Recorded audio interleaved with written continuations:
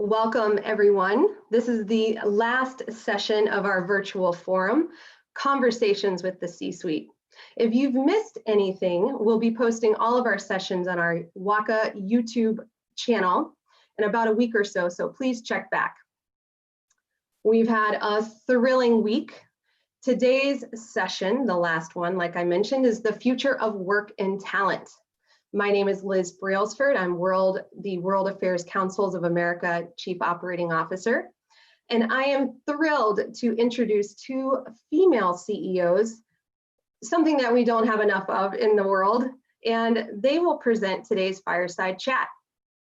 I'll come back at the end to facilitate questions for you all, the audience. Please type your questions into the YouTube chat box as we go along. And first up for introductions, we have Marjorie Kraus. She's the founder and executive chairman of Apco Worldwide. Marjorie specializes in public affairs, communications, and business consulting for major companies and organizations.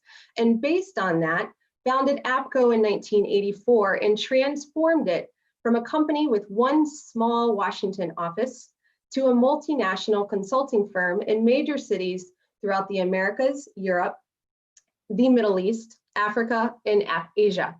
Apco Worldwide is a global advisory and advocacy communications consultancy headquartered here in Washington, D.C. In September 2004, Marjorie led a management buyout of her firm, making Apco one of the largest privately owned consulting firms in its field in the world, and the largest that is majority woman-owned. Apco was built almost entirely through organic growth, achieved by fusing the best local talent and experience with a global perspective and best practices. In addition, Marjorie pioneered one of the industry's earliest practices in corporate responsibility in the development of public-private partnerships. Prior to starting Apco, she assisted in the creation and development of the Close Up Foundation, a multi-million-dollar educational foundation sponsored in part by Congress. Marjorie continues to be involved with the foundation by serving on its board of directors. She is also the author of Roots and Wings, 10 Lessons of Motherhood That Helped Me Create and Run a Company, and I'm very excited to get a copy. Thank you, Marjorie. And secondly, but certainly not least, Corinne Ripoche. Corinne is CEO of Adecco Americas and Pontoon Global, workforce solutions companies, and much more. And having held several leadership roles since joining the Adecco Group in 1993, including Chief Operating Officer of Small and Medium Business Solutions in France and Operational Director for Eastern Europe, Corinne is a truly global leader with an activist mindset. Corinne was appointed as Global President of Pontoon, Adecco's total talent, statement of work, MSP, and RPO services brand in 2017. In this role, she has successfully led Pontoon through a bold transformation that has firmly positioned the business as a market leader and industry disruptor. In her recently expanded role, Corinne will combine her roots in staffing with a deep experience in consulting and solutions to architect the Adecco Americas transformation story. Her customer obsession is absolute. She is driven by data and is committed to creating meaningful purpose and exceptional experience within the hiring ecosystem. As an activist leader, she is passionate about diversity, inclusion, and gender parity. Corinne encourages her employees to feel empowered to advocate for their passions within their work and local communities. And with that, please remember to type your questions in the YouTube chat box, and I will hand it over to Marjorie and Corinne. Thank you for being here.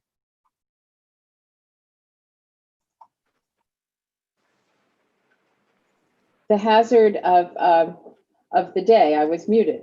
So thank you, Liz. I'm delighted to be here. This could not be a more important time to talk about workforce and the workforce of the future. And I can't think of anybody who knows as much and has had as much experience as Corinne. So I hope that together we'll be able to give some insights, answer some questions, maybe even find some ways to have some new and provocative views about the subject. So I'm going to start by raising a question that I know is near and dear to Corinne's heart. We've been talking a lot. Adecco is a fantastic company, and we've been talking a lot about what impact COVID has on this workplace. And I think we're all trying to figure out what we do to come back stronger, to bring our people back, and to manage through these difficult times. So Corinne, maybe you could, you've been doing a lot of surveying, maybe you can give us a snapshot of how you think COVID has transformed or impacted the workplace, and what impact you think that's going to have as we think about the future. Yeah, so thanks Marjorie for the question. It's a great question. And I think the thing that we can do regarding the impact of the COVID is the brutality of the COVID. Because more or less from day 1 to day 2, everything shut down, and we changed completely our way of living, our way of working, and how our people want to be in a situation, in a different type of situation. What has been extremely important is we have seen the quick reaction of the companies to support the health, to take care about the health of the employees. This is something that we haven't seen in the previous crisis.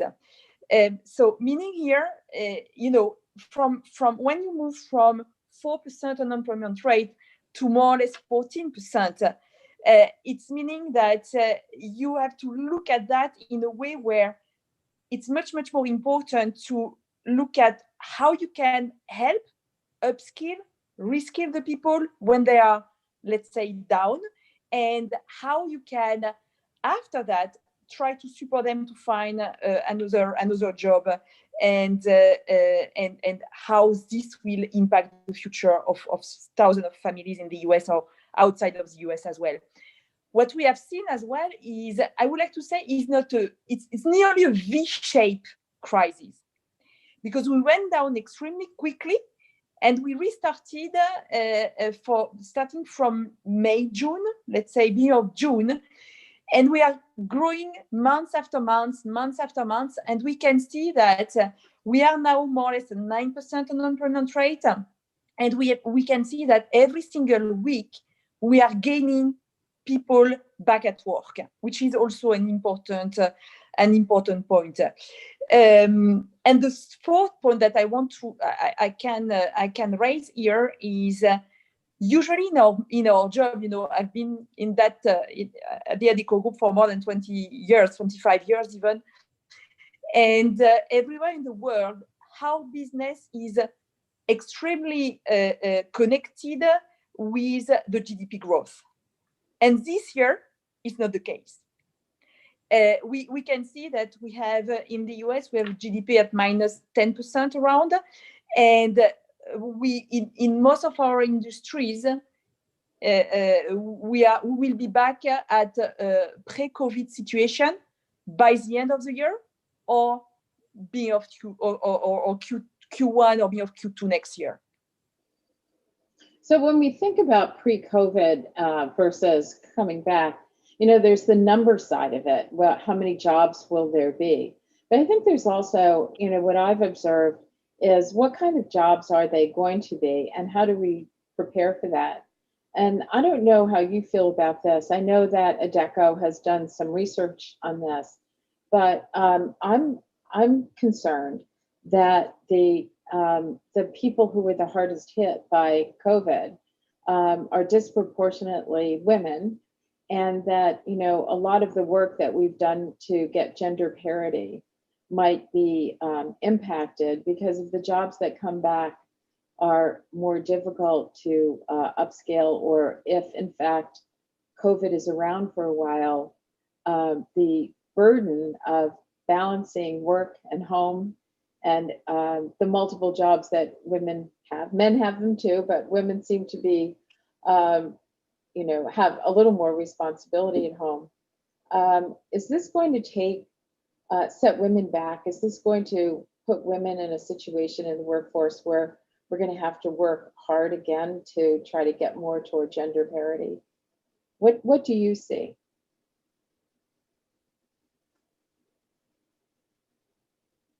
Oh, I don't know if Corinne is frozen or if she can hear.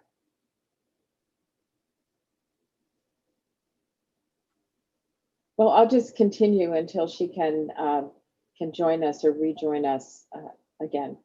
Corinne, did you hear the question? She was Question, can you hear me again? Yes, we can. Okay. She was having some internet problems before we started.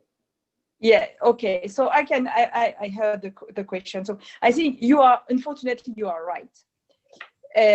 Unfortunately, you are right that women has been much more impacted by the COVID than men. And us as a woman and as a C-level woman, we clearly need and have to support. At the Adecco group, we are partnering with Dress for Success to help and to support the woman to find a new job, to be trained, to train them before interview and to have the right clauses and so on. So, but this is true. So more or less, we have today 3% more unemployment rate in the woman space than in the men space.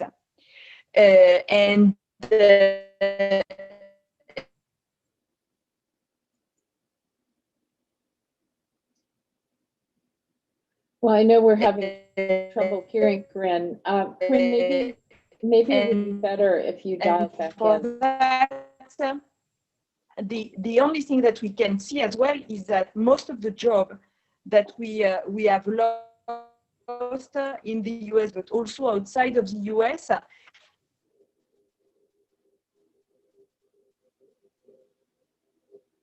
Well, I'm afraid we are having a bit of technical difficulty, so I will step in and while Corinne is getting sorted, and just we'd love to hear from you on that. Kind of give you my own concerns about this.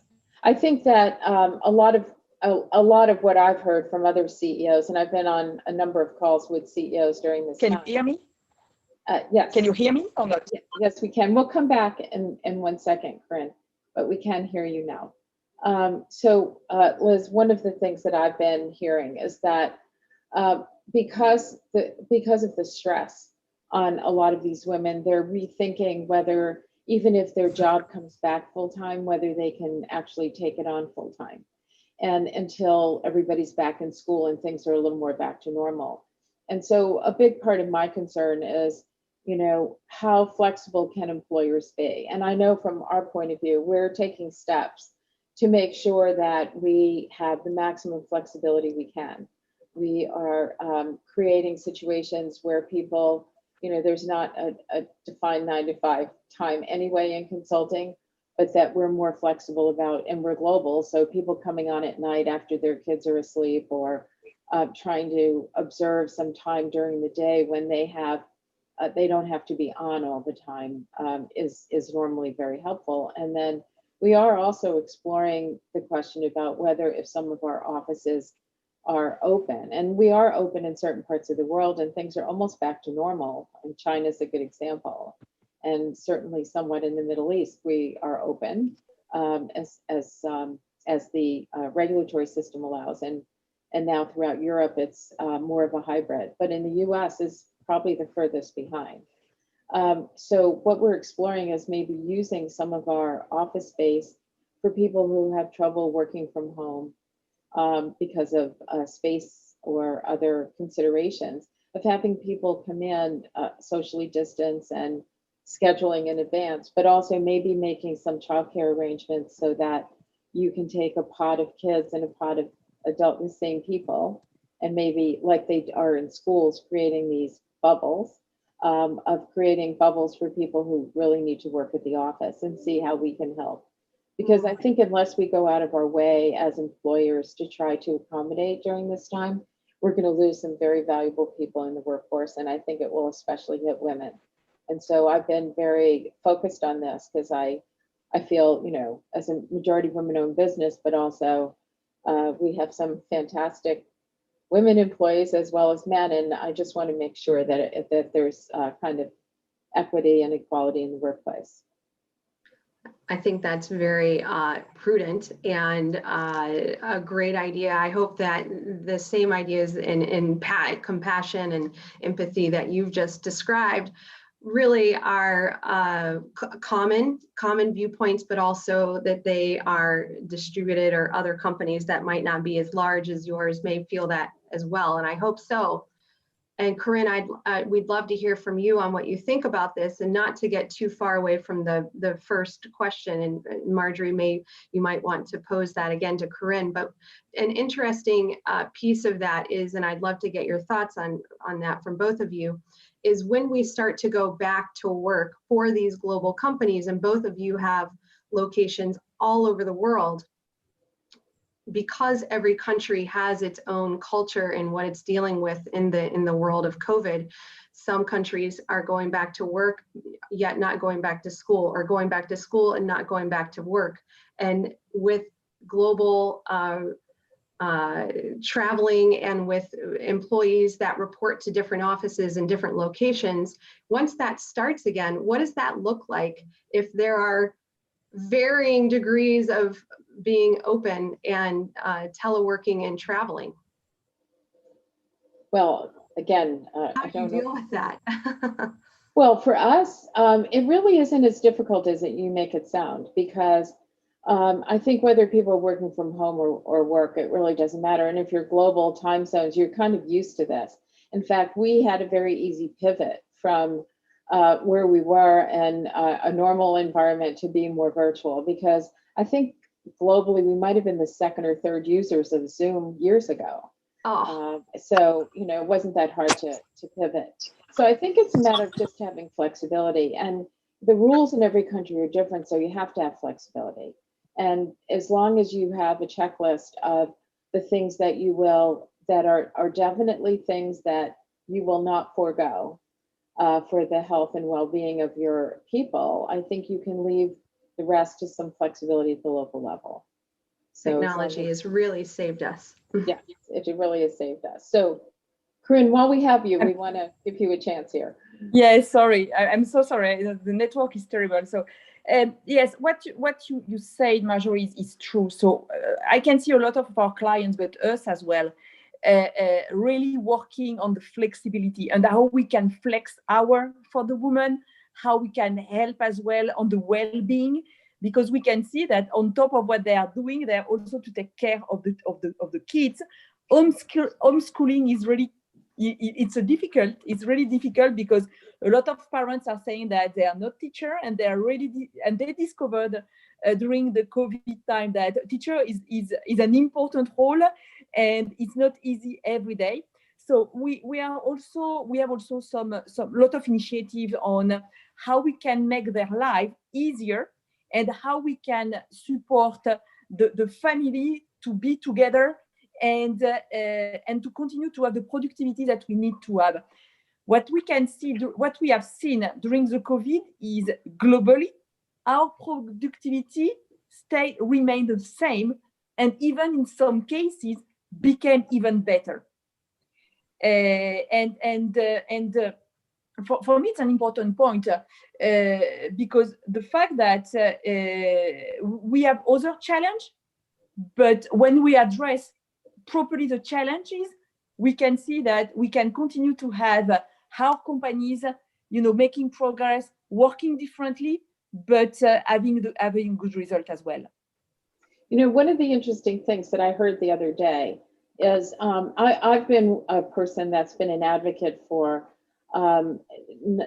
skills-based employment, not just resume-based employment, because I think that a lot of people that may not have had the educational opportunities may have some hidden skills that are very valuable in today's workforce. And yesterday I was on a call with a number of CEOs, and the former CEO of IBM, Ginny Rometty, was talking about the fact that of how she's advocating for skills-based employment, because what they have found is that in their industry, within 4 years, the skills you come in with anyway on your resume are out of date. And so if you don't keep upskilling the workforce you have becomes less and less relevant or impactful in terms of the work you're doing. So I think what skills-based employment does is it gives us a chance also on the whole question of inclusion and diversity and equity to reach out to some people who may not have the same educational standards but have the skills. And I wonder, Corinne, since you do this for a living and I'm only a hobbyist in terms of the way we think about our employment, it'd be good to hear what you're seeing. Are you seeing this trend, and what do you think some of the longer term impacts of this are? Yeah, so we see that, and I will even add one additional thing that we can see now. It's how we put emotional quotient versus EQ versus IQ, and also our clients and even us right now. What do? We say, okay, what are the skills that we need for the future? Because we know that the job of today doesn't exist, and you have seen that in many companies, the COVID just accelerated the digitalization of our business, of every single business in the world. So meaning what with the acceleration of the digitalization, we will need more skills in that space than what we can train and what we have today. So, and we have some program with Liect Harrison, LHH, which is part of the group, where today we clearly take the people, we upskill them, and we find a new contract for them, either in the same company where they are or in some other company. And here it's most important things to clearly look at the talents in a real way of, is there a talent? The talent is a talent, I would like to say, and not anymore just looking at the CVs and the experience, but looking at what this person can do in the future for our companies. And we have a strong return on what the individuals can bring to the organization. Yeah, it's kind of, for me, maybe I have a bias here because I don't have a high school diploma. Now I have a college diploma and a master's, so that might be kind of weird, but I was from a small town. My school was K through 12 in one building, and so I left. And if people just looked at that and didn't know me and didn't know what I did with it or whatever, they might have a very different view. So I'm all for this whole idea of taking skills and trying to really grow the skills. And one other thing that you said that I think is worth repeating, and it also has a lot to do with the leaders of tomorrow, and that is this whole IQ versus EQ. I think the whole business, and you did some study on this where where it showed that the high EQ leader was going to advance a lot farther than even the IQ leader. And maybe people don't understand what that means exactly, but I think the ability to lead and to inspire people and to have empathy and to have some of these other quotients that are more important maybe today than ever. We've all learned a lot more empathy, I think, during COVID. Where we've been really saved by frontline workers by people that maybe we didn't pay as much attention to in society as maybe we should have before. But I think that what the statistics show now is that to be flexible for the future, this whole ability to relate and to lead from that strength is really important. And I know, Corinne, you've looked at this a lot. Yeah, we look at that because we have a new survey saying that 74% of the employees post-COVID wants to have leaders with empathy. which is a lot. It's, more or less, 3 out of 4. Exactly, 3 out of 4. This is the first step. The second step, we have seen also during the period and during the COVID, at the hard time of the COVID, we have seen that leader with leading by purpose or with purpose, they had much better result than the other. And we have seen as well that the approach of the company and how the company reacted during the COVID and after the COVID with the return to work policy and all the rest is also having an impact on the people.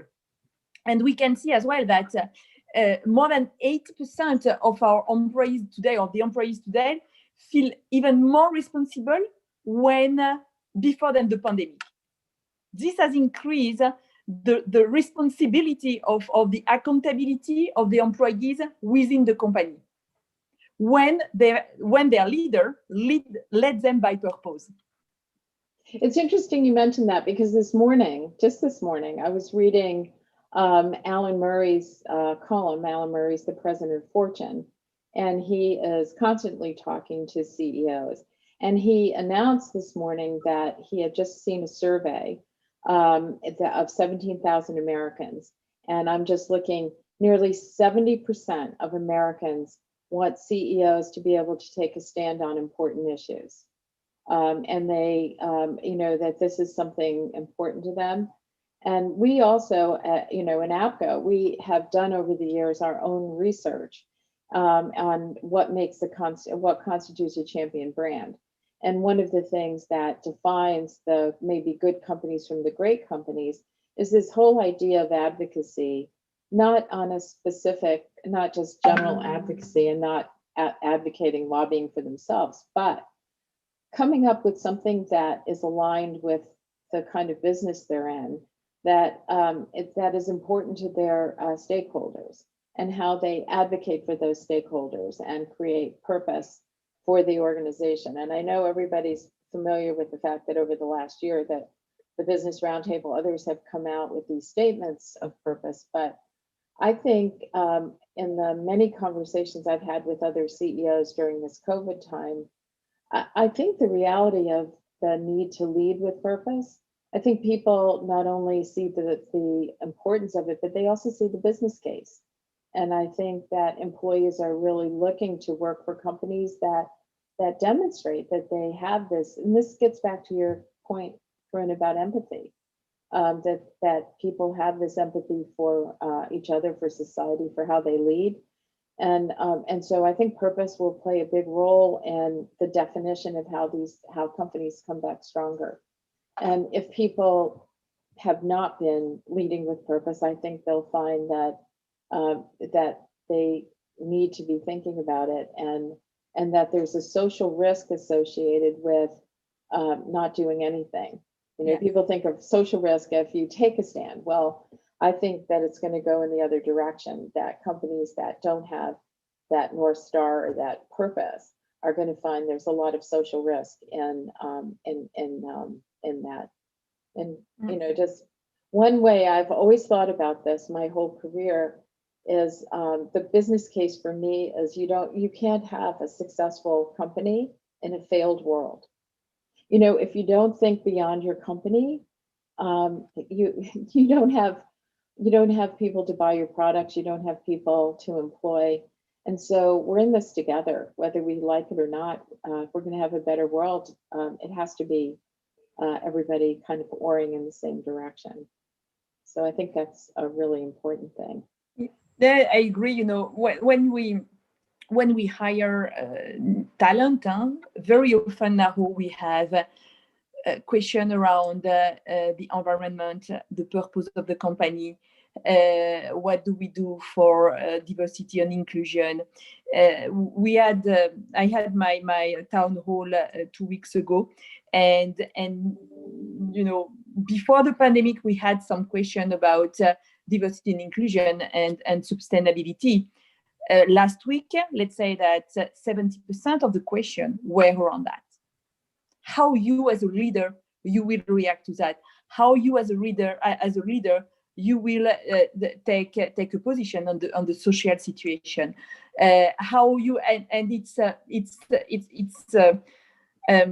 I would like to say it's really a topic that we have to take extremely carefully.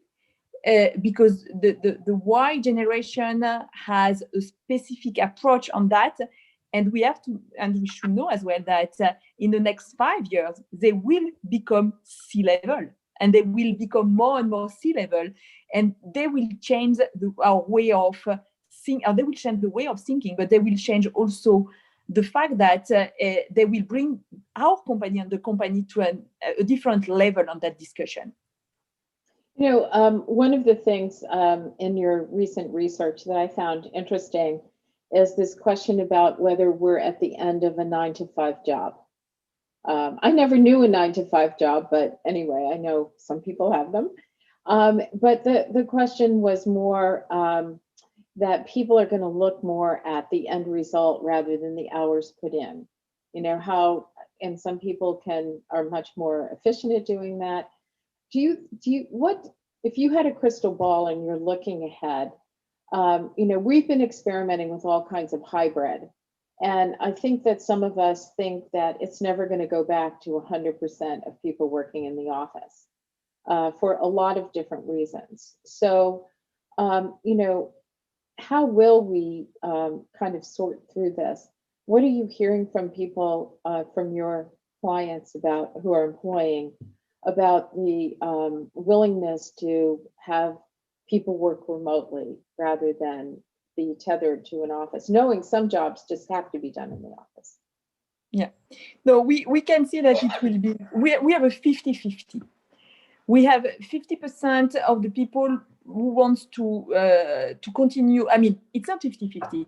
The work organization will be 2 days in the office and 3 days at home, or 3 days in the office and 2 days at home, because we can see that the people need to have the connection with their colleagues. But you know, when they will have the connection after a few days or few hours, they will be extremely happy to stay at home to do their job, because they can see as well that you know, when they are working from home, they have productivity, they have a good productivity, and they can also have a better life balance. So work-life balance. So meaning that in all the survey that we can see and we have seen, and the discussion that we can have with our clients is more or less they will reopen, the employee will come back 2 to 3 days at work, and they will stay at home for 2 or 3 days depending on their needs. You know, one thing that we've done and that we're talking about is, what is the purpose of being in the office?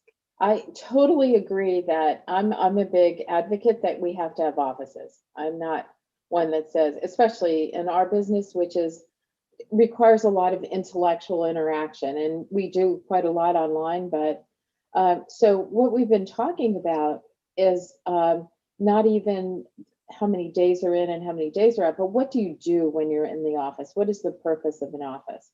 And I think there'll be a lot of discussion about that, because if your day is such that all you're doing is making outside phone calls, or you have to write something, do you really need to be in the office for that? Can you be more productive at home?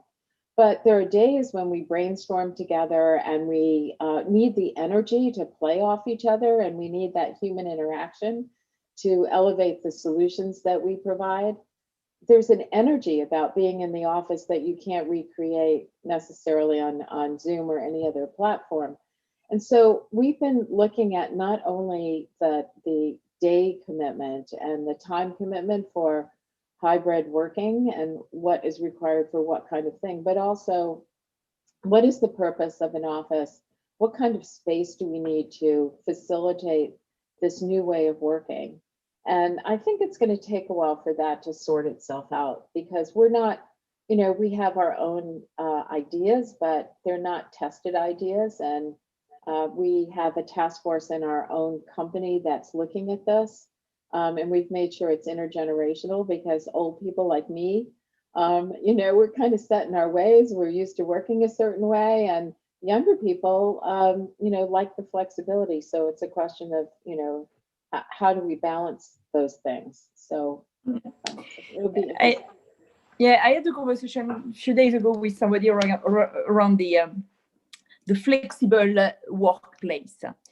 And you can see a lot of companies will start to say, do I need to have my own space, or should I share my space with somebody else, which is given clearly a motivation for the people to come to meet other people as well, and to decrease your cost. So this is also something that it will change the mentalities, and it will change our way of how can we attract the more talent in a different way than what we have today. Because talent attraction will take care about that. The talent, they will be extremely, extremely careful about what is the obligation and where they will have to go. One other thing that was a topic of conversation among a group of CEOs was, the need for connectiveness and the additional amount of communication that needs to take place when you are working remotely. So we've onboarded new people during this time that have never really physically been in our office or met their colleagues.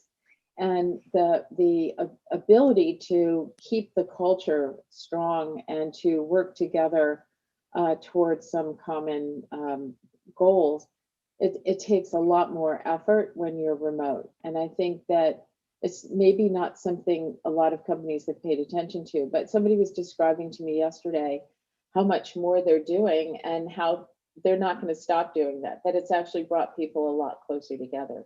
So there are some lessons learned from this whole experience that I think will carry over into the way we go back to work, which I think there's, everybody says that it takes a crisis to create maybe an opportunity. And so I think we haven't even uncovered all of the benefits or all the things we've learned from being forced to work very differently, very quickly. So I'm hoping that will be something. Corinne, what might be interesting is also maybe as we go to questions, but is to think about what, a lot of this upskilling and reskilling maybe has always been thought of to be the role of government. And all of a sudden we see business playing a much bigger role, both out of necessity. Some governments don't have money or don't know exactly what they're doing. How do you see the partnership working in the future between the private sector and business and NGOs for that matter, to make sure that we have workforces that are fit for purpose and adaptable?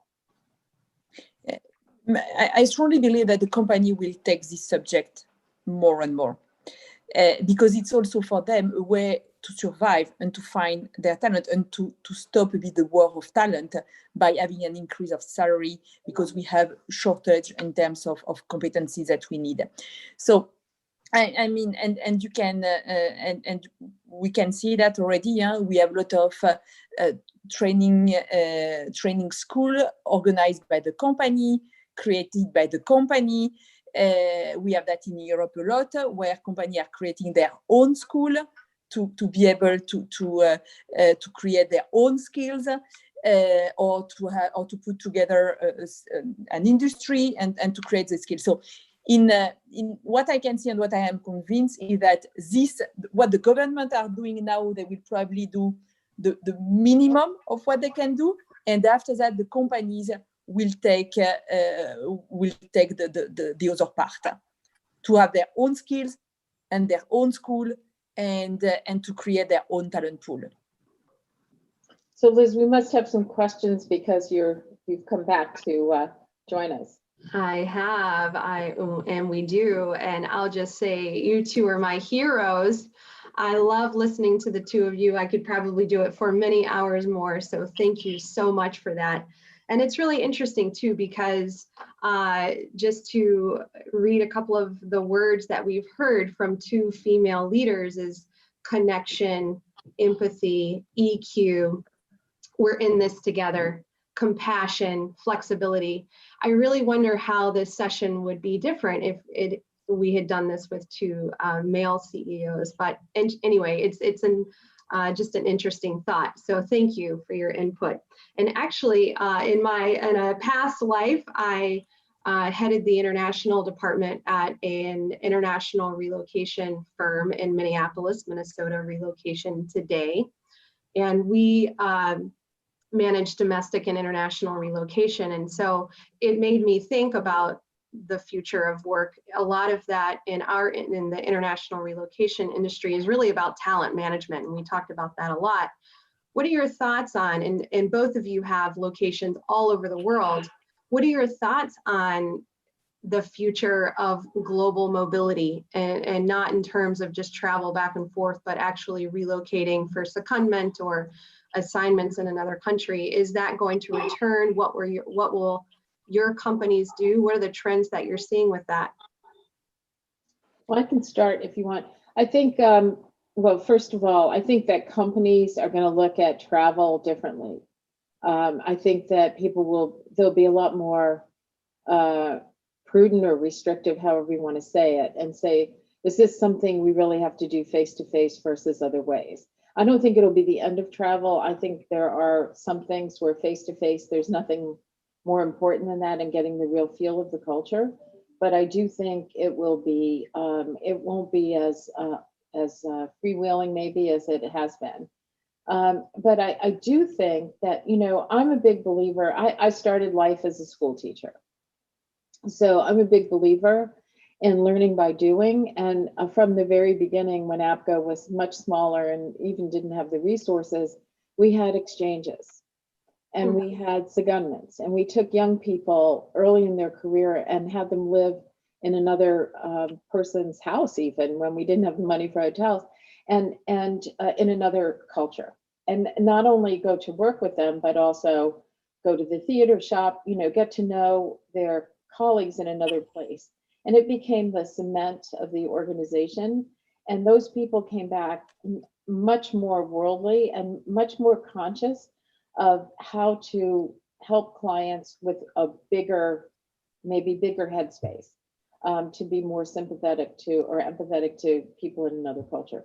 I don't think there's any way to replace that. And I'm hoping that in the future, that what we can do is be more efficient using the technology. There are just meetings that you don't have to fly somewhere for a 3-hour presentation. You should just give it and discuss it.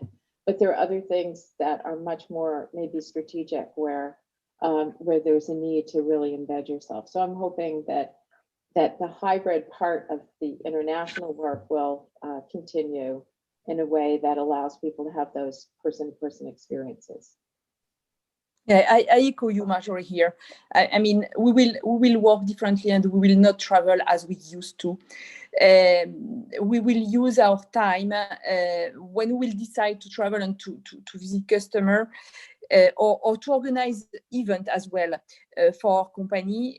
It will be clearly to co-create something, to co-build something together, to have this energy, this interaction with people, and it will be much more based in the interaction and the energy. I love the word energy, because when you put people in the same room, you feel the energy that you can't feel when you have a meeting with a platform, with Zoom or with other technology. And what I can see, and at least what I will do, because we are in a budget period right now, is that we have decreased for next year our travel budget, but we have increased what we call our global meeting. So meaning that instead of doing one global meeting per year, we'll probably do 2 global meetings and 1 additional in the middle of the year with some leaders, just to continue to have this energy floating within the company and coming to the entire organization. Well, I think you're in a unique position to talk about this because you're obviously not American and you're in charge of the Americas, right? So, you can maybe even speak to Adecco's reasoning to make sure that their executives are kind of multicultural, because you're serving multicultural clients. I mean, you're serving clients that have a need, and there's something magical to me about coming into another culture because you don't have the same biases, and it's almost like having a fresh start at looking at something. And so I don't know if you had that experience being here. You've been here, what, 3 years now? Is that in the US? Are you asking Corinne? No, I was asking Corinne, yeah. But I think it's a good example of what you're asking about bringing, that thinking and those skills to the table. So She might have a little bit of a yeah, glitch. that's what I'm thinking, that we're having a bit of a problem with that. Yeah, I have to agree with her though, that there is such an energy when you get people in the same room together. And I think these exchanges that you mentioned, Marjorie, are such a good idea because not only does it bring great benefit to an individual employee and what they have to bring to the table, but also to the company in turn. And so it's just really a win-win for everybody involved. And well, it's certainly the way to be in 30 markets from scratch, which we've done with one culture. You don't do that by not having people exchange. And the interesting thing that happens when they come back is they become kind of the knowledge center for that other office in the office they go back to. So they actually helps to spread the knowledge base that they might not know about, and they just get this sense of appreciation. Plus, they realize that people are people, that they're just like us. That's a kind of the mentality of coming back. They might look different, they might sound different, but we all are interested in the same thing. We're all bound by doing good work. It's really a good feeling. It's the beauty of internationalism, certainly. And to add on to the question that I just started off with, we have an audience question from Brett G. Marjorie, you mentioned the list of things that should not forego the virtual relationship or in virtual relationships. Would you expand on some of the items in that list?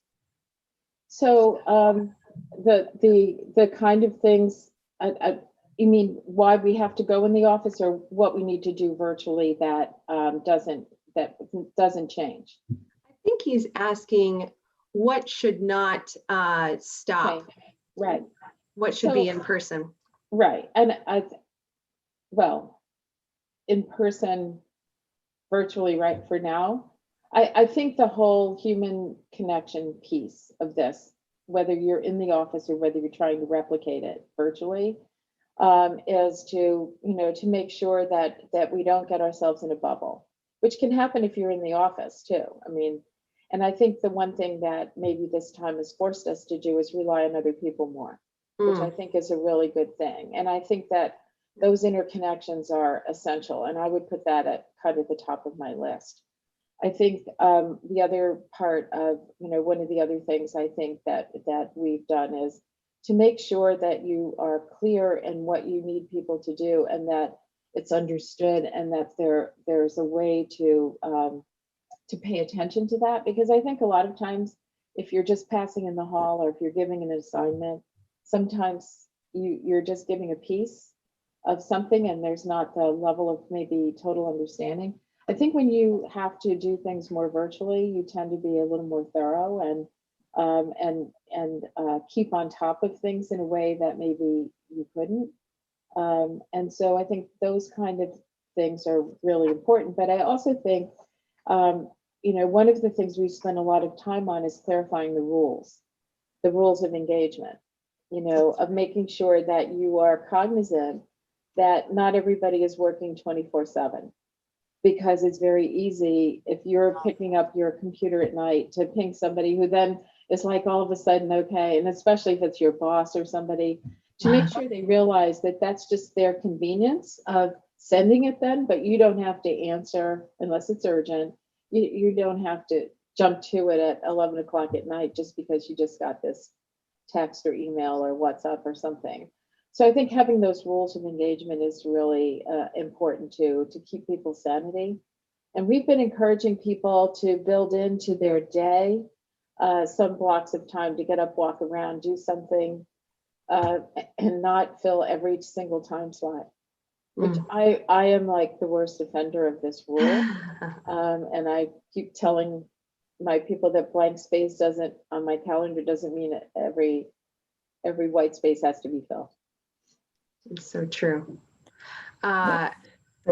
Yes, Corinne, any input on No, that? I say true. Yes. And I think that the virtual world is asking us much more rigorous. And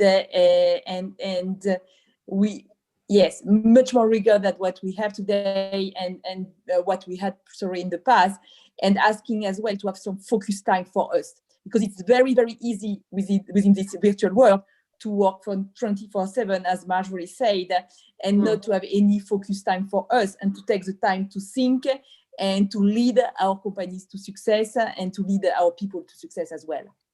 It's so true.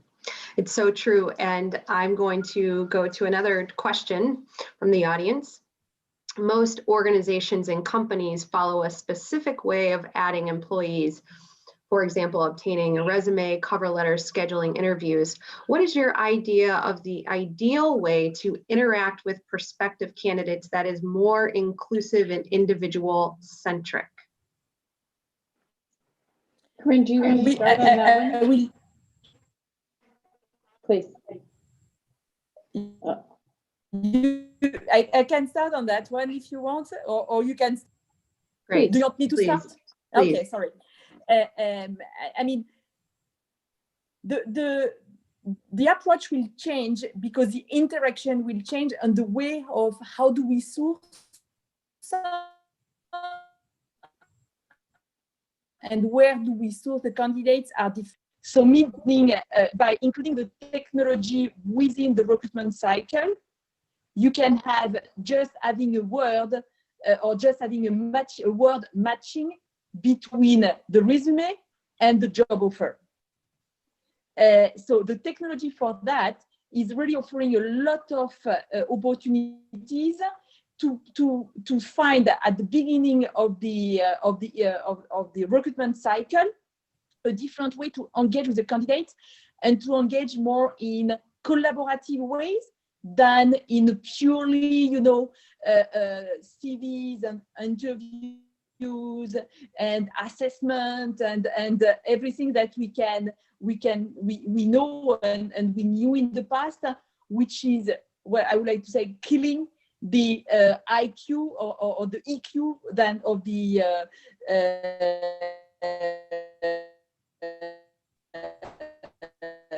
recruitment. So I think, some of the things that we've been looking at is how do you source candidates for something? So, the traditional places, you might use a search firm, you might advertise, you might do other things. So we're trying to step up our relationships, our partnerships with organizations, especially university organizations that would give us more diversity in a candidate pool and might make some jobs interesting that somebody might not have thought about, coming into this profession versus something else, and maybe being more proactive about that. I think the other thing is that trying to do some simulations or, to test people. We've had a kind of a belabored hiring process anyway, because we think that it's important for somebody to come in with advocates. So they tend to meet different people within the firm before they're offered a job. And I think that's been very useful because different people look for different things. And I find, and I don't know if this is everybody's experience, but the first interview, somebody could really wow you.